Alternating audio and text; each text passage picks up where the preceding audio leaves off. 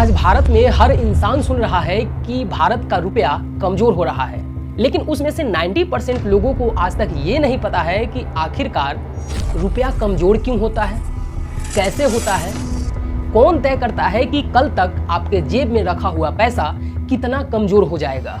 Dollar के मुकाबले भारतीय रुपया और कमजोर हो गया। इस प्रकार से रुपया इतनी तेजी से गिर नहीं सकता। अरे नेपाल का रुपया नहीं गिरता है, बांग्लादेश की करेंसी नहीं गिरती है, पाकिस्तान की करेंसी नहीं गिरती, श्रीलंका की करेंसी नहीं गिरती। क्या कारण है? हिंदुस्तान का रुपया पतला होता जा रहा है। और एक सबसे बड़ा सवाल, क्या होगा अगर एक रुपया $1 के बराबर हो जाएगा? तो क्या गरीब आदमी अमीर बन जाएगा या फिर देश का दिवाला निकल जाएगा?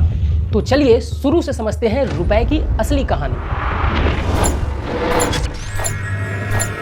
साल 1947 ये वो साल था जब भारत गुलामी की जंजीरों को तोड़कर आजाद हुआ।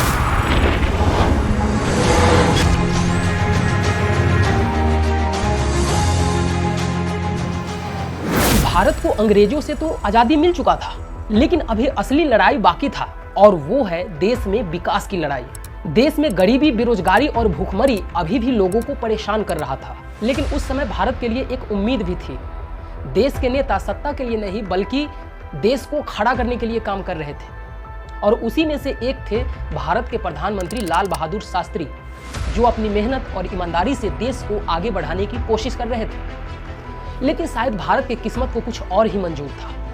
10 जनवरी 1966 को ताशकंद समझौते पर हस्ताक्षर होता है, और उसी के कुछ घंटे बाद 11 जनवरी 1966 को रात के 1:32 पे प्रधानमंत्री लाल बहादुर शास्त्री की मृत्यु हो जाती है।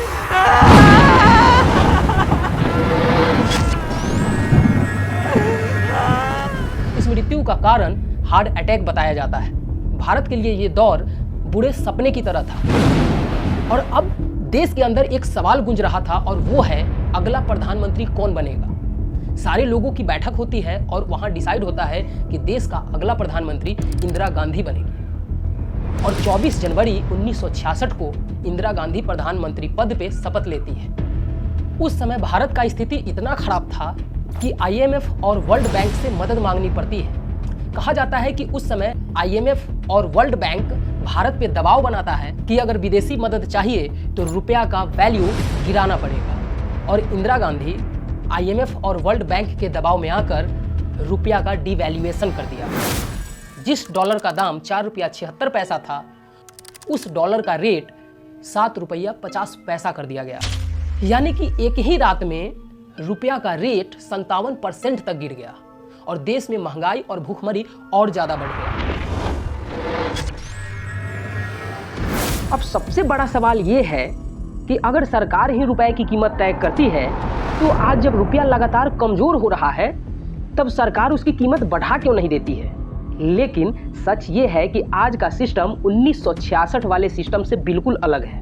1966 में सरकार तय करती थी कि रुपए का वैल्यू कितना होगा, लेकिन आज की दुनिया में सरकार अकेले ऐसा नहीं कर सकती है। इसके लिए हमें समझना पड़ेगा उस बाजार के बारे में जहां दुनिया की हर करेंसी आलू प्याज की तरह खरीदे और बेचे जाते हैं। सुनने में अजीब लगता है, और इस बाजार का नाम है फॉरेक्स मार्केट। और ये मार्केट किसी एक बिल्डिंग या किसी एक देश का बाजार नहीं है, ये पूरी दुनिया में फैला हुआ डिजिटल मार्केट है, जहां हर सेकेंड देशों की करेंसी खरीदी और बेची जाती है। लेकिन अब सबसे बड़ा सवाल आता है कि क्या फॉरेक्स मार्केट ही तय करता है कि देश का करेंसी कितना कमजोर होगा और कितना मजबूत होगा? क्या इसमें सरकार कुछ नहीं कर सकती है? क्या मार्केट जो चाहेगा वही होगा? तो जवाब है नहीं। हर देश का एक सिस्टम होता है डॉलर खरीदने का और डॉलर बेचने का, और उस सिस्टम को हम बोलते हैं exchange rate system. Exchange rate system वैसे तो कई प्रकार के होते हैं, लेकिन हम 3 एक्सचेंज रेट सिस्टम के बारे में अभी बात करने वाले हैं जो हमारे भारत में यूज होता है। पहला है फिक्स्ड एक्सचेंज रेट, दूसरा है फ्लोटिंग एक्सचेंज रेट, और तीसरा है मैनेज फ्लोटिंग एक्सचेंज रेट। सबसे पहले समझते हैं कि फिक्स्ड एक्सचेंज रेट क्या होता है। फिक्स्ड एक्सचेंज रेट भारत में 1947 से लेकर 1971 तक चला था। इस एक्सचेंज रेट सिस्टम में गवर्नमेंट और सेंट्रल बैंक तय करता है कि $1 का कीमत कितने रुपए के बराबर होगा। यानी कि गवर्नमेंट को अगर डॉलर खरीदना है तो डॉलर का वो रेट कितना रुपए देगा, ये गवर्नमेंट और सेंट्रल बैंक तय करता है। लेकिन floating exchange rate fixed exchange rate के सीधा उल्टा है। इसमें फॉरेक्स मार्केट तय करता है कि रुपया कितना कमजोर और कितना मजबूत होगा।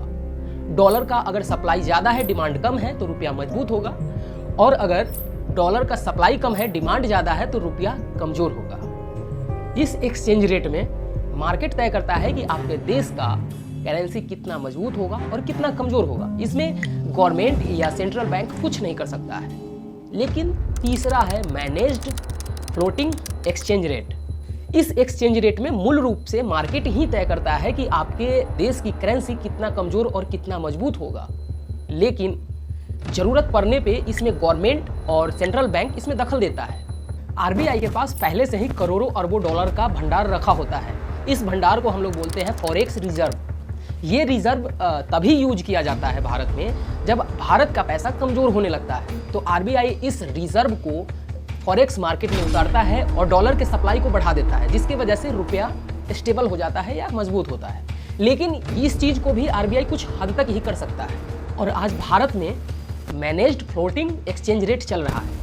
लेकिन यहाँ पे अब एक इंटरेस्टिंग बात है, और वो है कुछ अर्थशास्त्री बोलते हैं कि कमजोर रुपया देश के लिए अच्छा है, तो कुछ अर्थशास्त्री बोलते हैं कि कमजोर रुपया देश के लिए नुकसान है। लेकिन अब मन में सवाल आता है कि दोनों में सच क्या है? तो जवाब है एक्चुअली दोनों सही है, बस परिस्थिति अलग अलग है। तो देखिए, जो देश एक्सपोर्ट ज्यादा करता है, यानी कि जो कंट्री दूसरे देशों को सामान ज्यादा बेचता है, उसके लिए कमजोर करेंसी ज्यादा फायदेमंद है।